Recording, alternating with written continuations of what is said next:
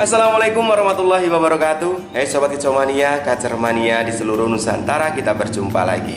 Terima kasih untuk teman-teman yang sudah setia selalu menyimak pembahasan video-video dari saya tentang seputar rawatan dan masalah yang terjadi pada seekor kacer. Saya doakan semoga teman-teman selalu sehat, sukses dan bahagia, tidak kurang suatu apapun. Amin ya robbal alamin.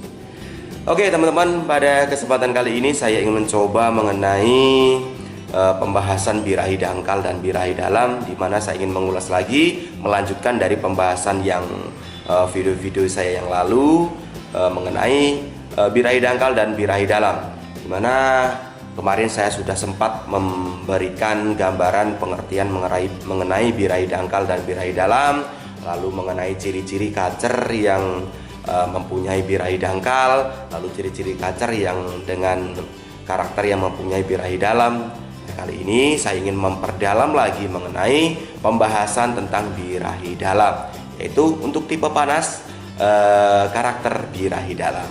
Oke, nah untuk teman-teman yang ingin tahu informasinya, yuk silahkan simak saja pembahasan video kali ini sampai habis.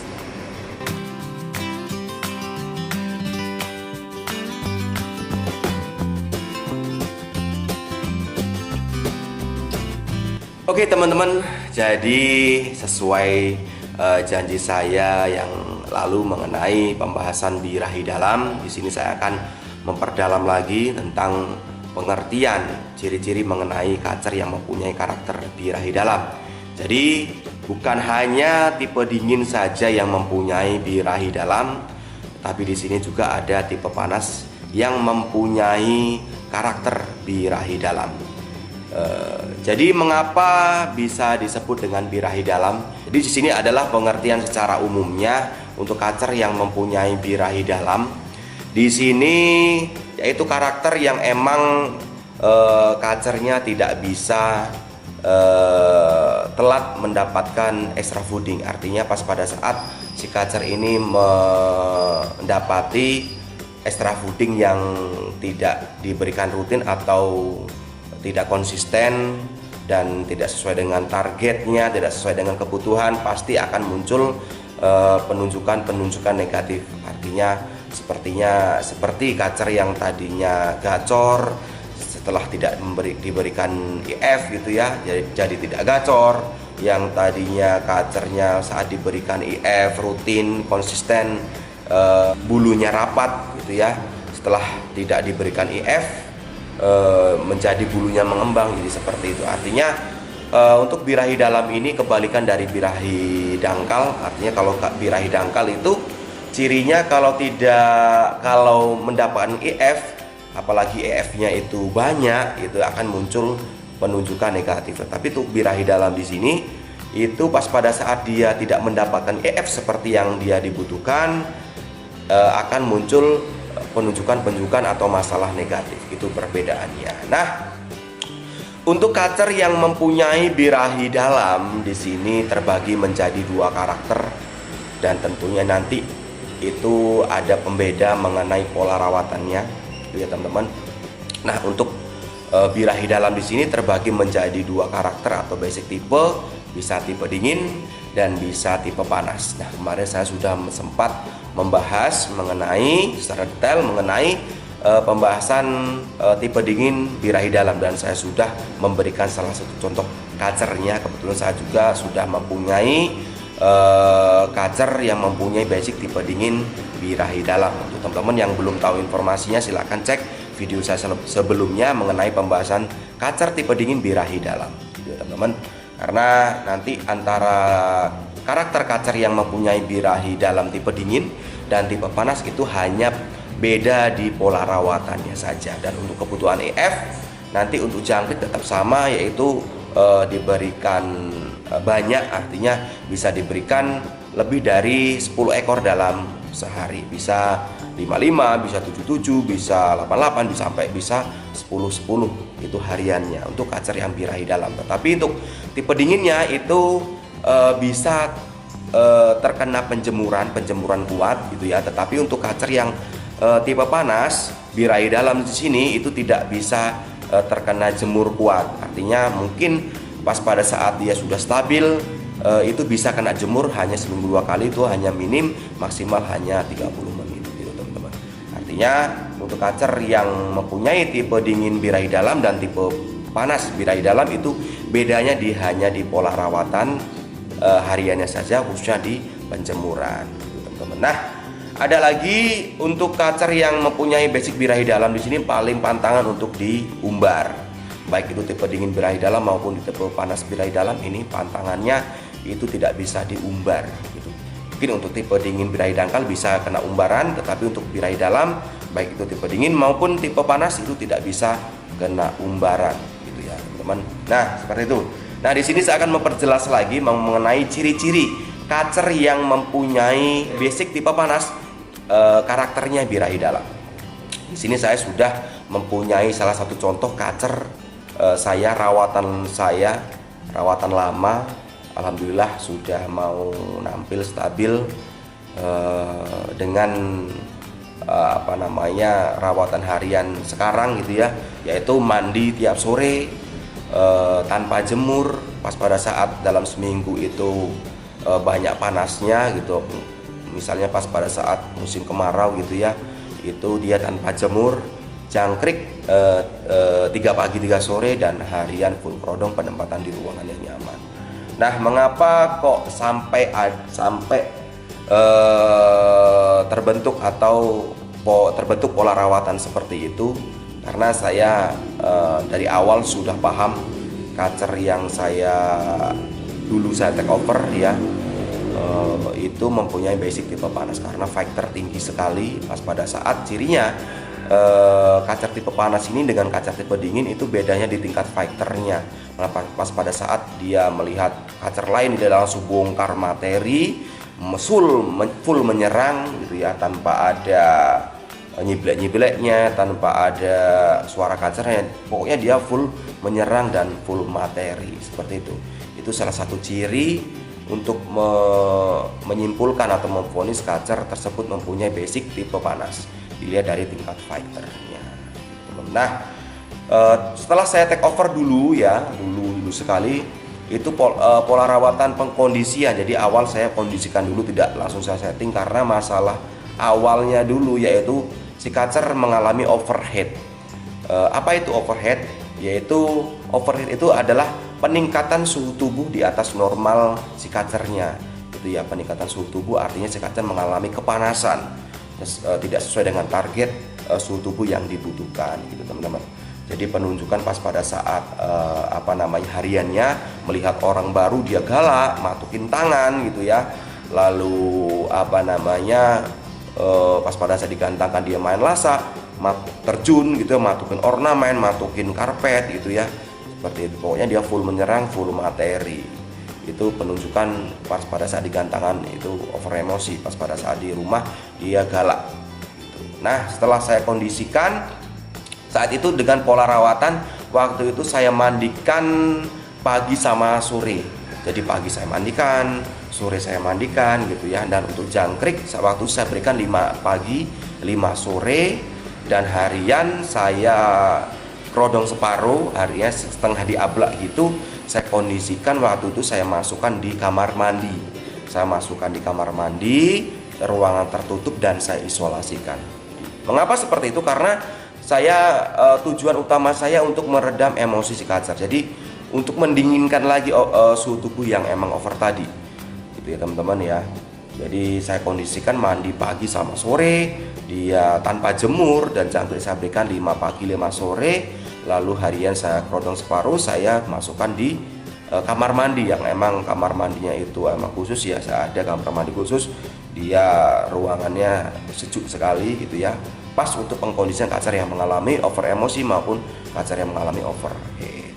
Lalu saya kondisikan kacer tersebut itu selama kurang lebih 2-3 mingguan dengan pengkondisian seperti itu. Dan selanjutnya pas ada latihan saya tes gantang gitu kacernya, saya tes gantang kacernya. Lalu dengan pengkondisian lomba atau pengkondisian lapangan, pas pada saat latihan saya mandikan sampainya di lokasi latihan itu langsung saya mandikan keramba sepuasnya.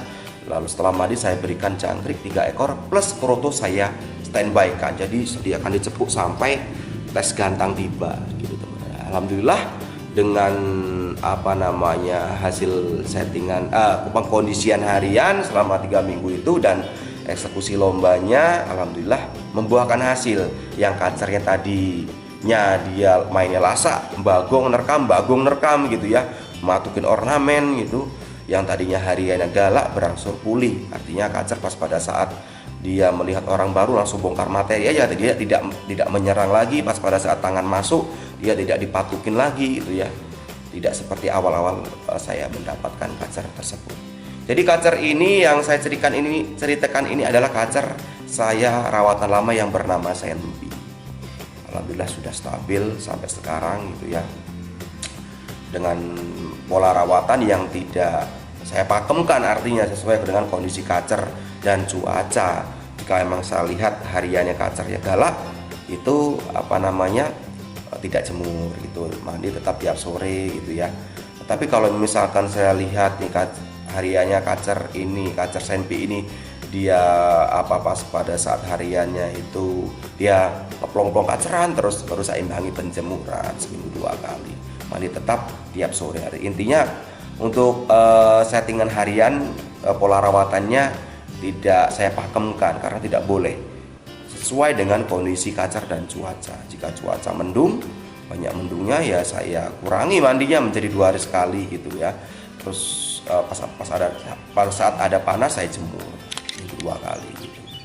Nah seperti itu aja mengenai pengkondisian dulu waktu saya take over sampai saya menstabilkan kacer Senpi ini. Nah gitu teman-teman. Nah jadi intinya untuk teman-teman yang mempunyai ciri-ciri kacer yang mempunyai arahnya itu tipe panas gini ya, tingkat fighternya tinggi sekali. Jadi pas pada saat dia melihat kacer lain atau pada saat mendengar suara kacer tidak cuman mencari aja gitu, mencari terus dia ngeplong-plong kaceran, tidak, dia langsung bongkar materi, beset-beset gitu ya, beset-besetan kasar gitu ya. Dan pas pada saat dia melihat kacer dipertemukan, dia langsung full menyerang, tidak ada kacerannya, tidak ada ngeplong-ngeplongnya, tidak nyiblek gitu, tidak ngobrol-ngobrol aja, tidak, dia langsung langsung bongkar materi, menyerang. Kalau ada cepuk dipatuin cepuknya, tangkringan dipatuinnya seperti itu. Jadi ciri-ciri tingkat fighter tinggi yaitu tipe panas, jadi gambarannya seperti itu. Nah jika emang kondisinya seperti itu, langsung aja terapkan rawatan panas gitu ya teman-teman. Pola rawatannya ya untuk pemandian, jika kita lihat itu kondisi over emosinya itu parah ya, bisa mandikan pagi sama sore seperti yang saya jelaskan tadi. Kalau emang tapi kita harus melihat riwayat rawatan sebelumnya di pemiliknya ya. Artinya kalau kacer emang dia hariannya jarang kena mandi ya coba mandikan pagi sama sore. Tapi kalau kacer ini sudah mendapatkan mandi tiap hari kok over emosi, berarti ya coba hilangkan penjemurannya jika emang mendapatkan penjemuran yang kuat gitu teman-teman.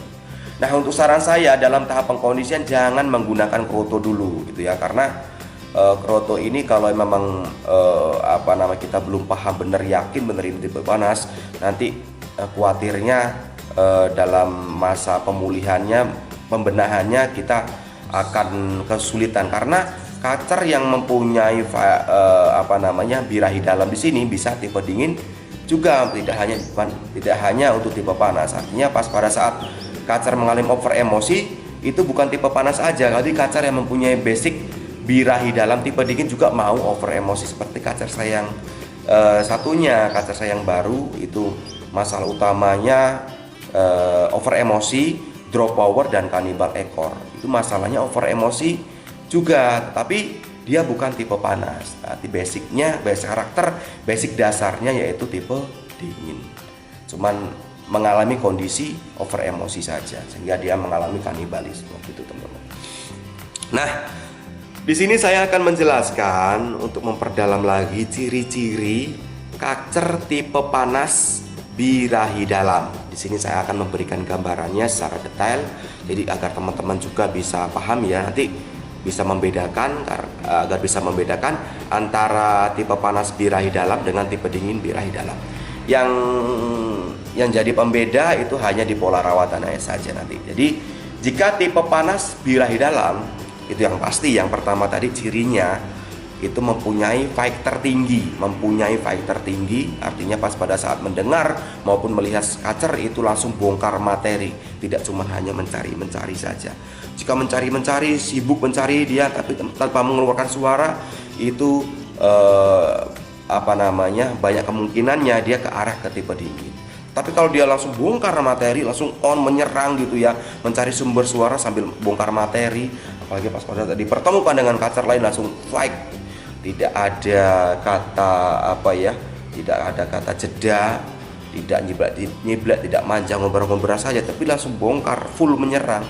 Itu ciri dari kacer tipe panas gitu ya teman-teman. Nah, ciri yang kedua, pas teman-teman sudah menerapkan pola rawatan, pas pada saat dia kena jemur kuat, dia langsung menunjukkan tanda negatif.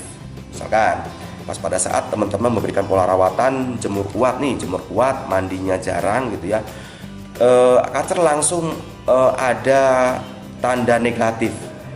Biasa yang paling sering muncul itu adalah kacer minumnya boros hariannya, lalu kotorannya berair, lalu nyepah gitu ya. Dia lalu yang tadinya kacernya jinak jadi giras gitu ya, yang tadinya giras menjadi tanpa giras dan bisu gitu ya teman-teman. Itu semua tanda kacer yang tipe panas yang emang seharusnya tidak mendapatkan jemur kuat, itu mendapatkan jemur kuat, itu ciri-cirinya seperti itu teman-teman. Nah, ciri selanjutnya pas pada saat teman-teman menerapkan pola rawatan harian, si kacer diberikan jangkrik minim, itu ya, jangkrik minim. Misalkan diberikan jangkrik 1 atau 2. Yang seharusnya kacer yang mendapatkan jangkrik banyak di atas 5 ya, itu diberikan jangkrik minim yang tadinya si kacernya gacor ya, jadi tidak gacor pas saat diberikan EF minim. Tetapi pada saat dinaikkan EF-nya lagi kok gacor lagi gitu ya. Nah, itu tanda kacer emang mempunyai basic birahi dalam. Itu teman-teman. Nah, itu ciri-cirinya yang paling mudah dipahami. Jadi yang pertama tingkat fighternya, dan yang kedua tadi pas pada saat kita memberikan pola rawatan penjemuran kuat maupun atau pengumbaran atau mandi yang jarang, itu dampak negatifnya si kacer minumnya boros, kotorannya berair, nyepah. Lalu penunjukan hariannya, ini penunjukannya beda-beda di si kacer, karena kacer yang mengalami over emosi dan drop birahi itu sama sebenarnya, cuman beda cara menunjukkan si kacer aja. Jadi kacer ini yang paling sulit di kita pahami itu karena beda-beda cara menunjukkannya teman-teman. Jadi intinya sama, penyebab sama, yaitu karena drop birahinya, emosinya ketinggian gitu. Jadi penyebabnya sama. Nah, ciri-cirinya penunjukannya biasanya kalau kacernya itu jinak ya, yang tadinya jinak, pada saat dia mendapatkan penjemuran yang kuat, pemandian jarang, karena emang karakter dasarnya emang tipe panas birahi dalam, dia menjadi tambah giras. Yang tadinya kacernya giras menjadi tambah giras dan bisu, yang tadinya gacor menjadi tidak gacor. Lalu penunjukan lain itu yang tadinya kacernya minumnya tidak boros menjadi boros minumnya. Lalu mengacak-ngacak fur, nyepah, kotoran hariannya berair, jadi banyak airnya dibandingkan warna furnya. Karena apa? Kacer banyak minum aja, makan furnya sedikit, sehingga yang dikeluarkan pun kotorannya itu cuman air, itu banyak kandungan airnya dibandingkan furnya. Jadi seperti itu teman. Nah, lalu untuk ciri yang selanjutnya, kacer pas pada saat yang seharusnya diberikan EF banyak, ini dikasihkan EF dikit, yang tadinya gacor jadi tidak gacor, yang tadinya bulunya tidak mengembang jadi mengembang. Jadi seperti itu ciri-cirinya untuk karakter kacer yang tipe panas birahi dalam. Nah, bedanya dengan karakter tipe dingin yang birahi dalam itu hanya di pola rawatan saja. hanya di pola rawatan saja. Sama kacar birahi dalam di sini itu tidak bisa tidak bisa mendapatkan EF yang sedikit, artinya harus mendapatkan EF yang banyak. Artinya banyak itu lebih dari 55 gitu teman-teman. Dan hanya beda di pola rawatan saja. Jika emang tipe panas birahi dalam mungkin tidak bisa kena jemur ya kuat ya, mandi harus sering. Tetapi yang tipe dingin ini pola rawatan tetap pola rawatan dingin, artinya bisa kena jemur kuat, pola rawatan mandinya jarang gitu teman-teman. Itu hanya beda di pola rawatannya gitu. Dan untuk EF tetap sama. Dan eksekusi lomba biar tipe dingin birahi dalam tetap bisa kena kerutu pas pada saat emang cuaca panas, dia mainnya lasak itu bisa kena kerutu gitu ya teman-teman ya gitu. Oke teman-teman, jadi seperti itu saja dulu pembahasan kali ini mengenai basic tipe panas birahi dalam.